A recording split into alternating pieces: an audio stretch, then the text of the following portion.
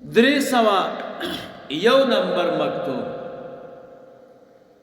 دا امام ربانی رحمه الله لیکل دی مولانا امان الله رحمه الله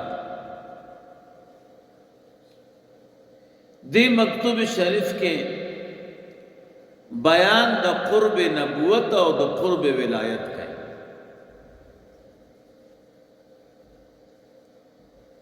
او بیان د هغه لارو کوي چې قرب نبوت ته سړی پې رسېږي. 302 نمبر مکتوب دا امام ربانی رحمه الله لیکل دی خواجہ محمد معصوم رحمه الله دی مکتوب شریف کی بیان د دریو مراتب د ولایت کوي. ولایت د اولیاء،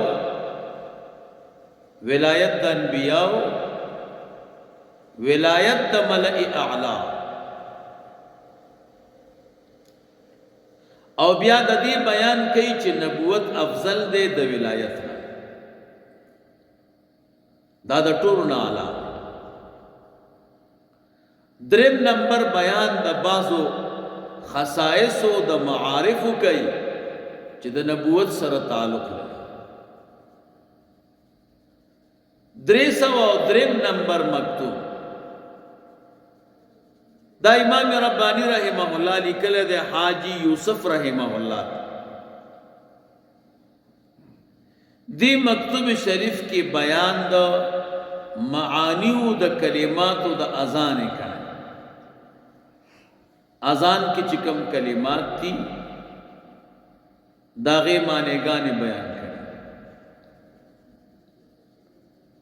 304 نمبر مکتوب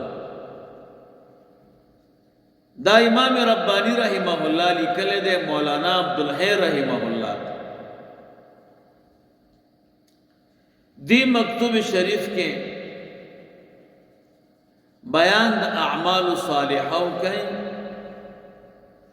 چې اکثر د قران کریم په آیاتونو کې راغلي دي او دغه اعمال په وجه الله تعالی مسلمانانو سره وعده د جنت کړي.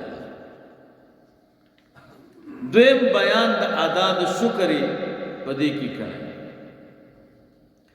دریم بعض اسرار او معانی چې د مون سره تعلق لري داغه بیان په دې مکتوب شریف کې شته.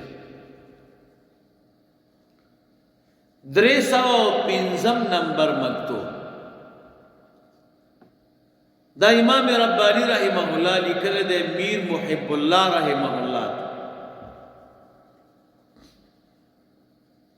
دی مکتوب شریف کې دو خبرې بیانې دي. یو بیان د اسرار او د منس، دویم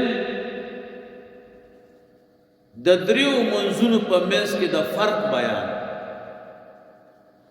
د مبتدی منځ،